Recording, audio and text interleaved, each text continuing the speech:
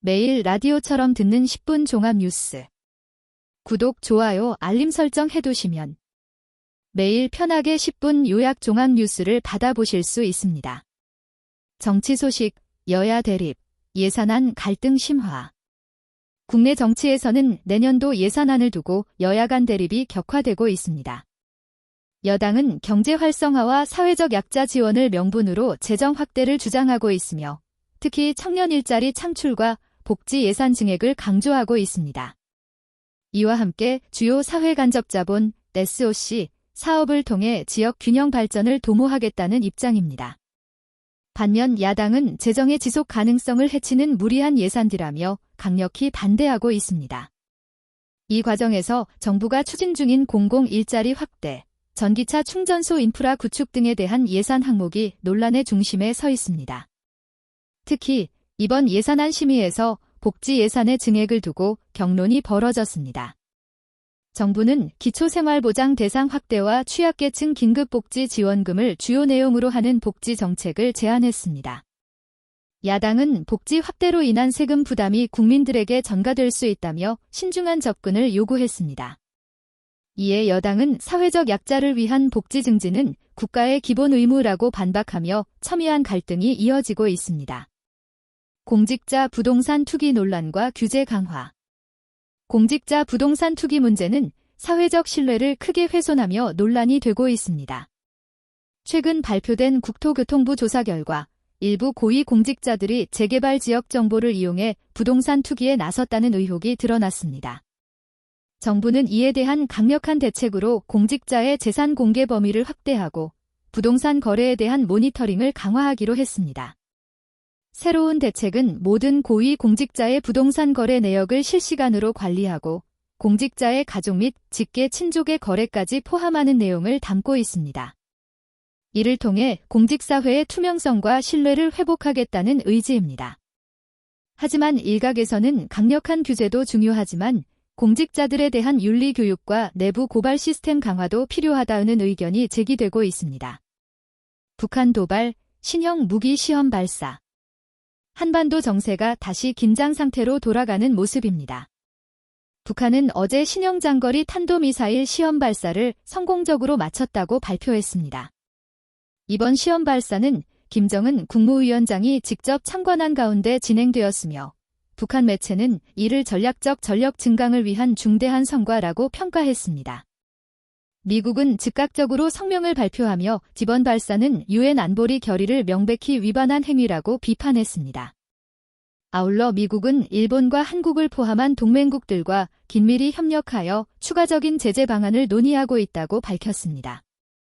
한국 정부 역시 북한의 도발에 강력히 대응하겠다고 발표하며 국방부는 즉시 군사대비 태세를 점검하고 연합훈련을 강화하겠다고 전했습니다. 북한의 무기 개발이 가속화되고 있는 가운데 전문가들은 북한이 핵 보유국으로서의 지위를 공고히 하고 이를 바탕으로 국제협상에서 유리한 위치를 확보하려는 전략으로 보고 있습니다. 동시에 이번 도발은 내부 결속 강화를 목적으로 한다는 분석도 나옵니다. 최근 북한은 경제난과 국제적 고립으로 내부 불만이 고조되고 있는 상황입니다. 사회 소식, 설 연휴 귀성객과 폭설 예보. 다가오는 설 연휴를 맞아 전국적으로 귀성객들의 대이동이 시작되었습니다. 이번 34일간의 연휴로 비교적 짧은 기간이지만 코로나19 규제 완화로 인해 가족들과의 만남을 계획한 사람들이 늘어나면서 주요 고속도로와 철도 예매가 조기에 매진되었습니다. 교통 혼잡이 예상되는 가운데 기상청은 이번 주말부터 중부와 영남 지역에 폭설이 내릴 것으로 예보했습니다. 일부 지역에서는 최대 40cm 이상의 적설량이 기록될 가능성도 있다고 밝혔습니다. 정부는 교통 대란을 막기 위해 고속도로 통행료 면제 정책과 함께 대중교통 증편 계획을 발표했습니다. 국토교통부는 주요 도로의 제설 작업을 강화하고 철도와 항공편의 안전점검을 진행 중이라고 밝혔습니다. 더불어 경찰청은 음주운전 단속을 강화하며 설 연휴 기간 동안 교통사고 예방에 만전을 기할 방침입니다. 한편 설 명절을 맞아 정부는 취약계층 지원책을 발표했습니다. 저소득 가구와 독거노인을 위한 생필품 꾸러미를 배포하고 전국의 복지관과 노인정에서 무료 급식과 생활 상담을 제공합니다. 전통시장 활성화를 위한 할인 행사도 진행 중이며 소상공인들을 위한 특별 자금 지원 프로그램이 시행되고 있습니다. 경제 소식, 국내외 증시와 한국 경제 전망. 한국 경제는 올해 2.5% 성장률을 기록할 것으로 전망되고 있습니다. 이는 지난해 글로벌 경제 둔화와 수출 부진의 여파로 성장세가 약화된 가운데 올해는 반도체 산업의 회복과 내수 확대가 주요 동력으로 작용할 것이라는 분석입니다. 특히 정부는 반도체 기술 개발에 5조 원 규모의 예산을 투입하고 전기차와 2차 전지 관련 산업에 대한 지원을 강화하겠다고 발표했습니다. 국내 증시에서는 코스피 지수가 외국인 투자자들의 순매수세에 힘입어 2,500선을 회복했습니다. 삼성전자와 SK하이닉스 등 반도체 대형주의 강세가 돋보였으며 바이오와 전기차 관련 종목도 상승세를 이어갔습니다. 코스닥 지수는 2차 전지 및 IT 중소형주의 강세로 880선을 돌파했습니다. 미국 증시에서는 기술주 중심의 상승세가 두드러졌습니다. 나스닥 지수는 1.6% 상승하며 사상 최고치를 기록했고 다우존스와 S&P 500 지수도 각각 0.9%와 1.1% 상승했습니다. 이는 AI 기술과 전기차 산업의 성장 기대감, 그리고 주요 기업들의 호실적 발표가 긍정적으로 작용했기 때문입니다.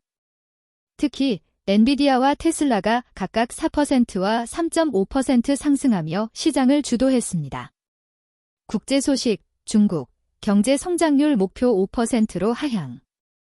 중국은 중앙경제공작회의에서 올해 경제 성장률 목표를 5%로 설정하며 내수 중심의 경제 개혁에 박차를 가하고 있습니다. 이는 전년 대비 낮은 목표치로 경제 구조 개선과 기술 자립 강화에 중점을 두겠다는 의지로 해석됩니다. 중국 정부는 첨단 기술 산업에 대한 대규모 투자와 동시에 외국인 투자 유치를 위한 규제 완화 정책을 추진 중입니다. 유럽에서는 에너지 위기가 지속되고 있습니다. 러시아 우크라이나 전쟁이 장기화되면서 천연가스 공급 부족 문제가 심화되고 있으며 이에 따라 에너지 가격이 급등하고 있습니다. 독일은 원자력 발전소 폐쇄 계획을 일부 유보하고 LNG 수입을 확대하는 방안을 검토 중입니다. 프랑스는 풍력과 태양광 발전 설비를 대폭 확충하며 재생에너지 전환 속도를 높이고 있습니다. 스포츠 소식, 아시안컵 4강 진출과 KBO FA 시장 활황. 한국 축구 국가대표팀은 어제 열린 아시안컵 8강전에서 일본을 2대1로 꺾고 4강에 진출했습니다.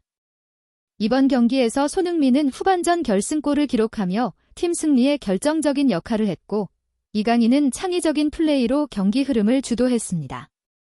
대표팀은 다음 주 이란과의 준결승전을 앞두고 훈련에 집중하고 있습니다.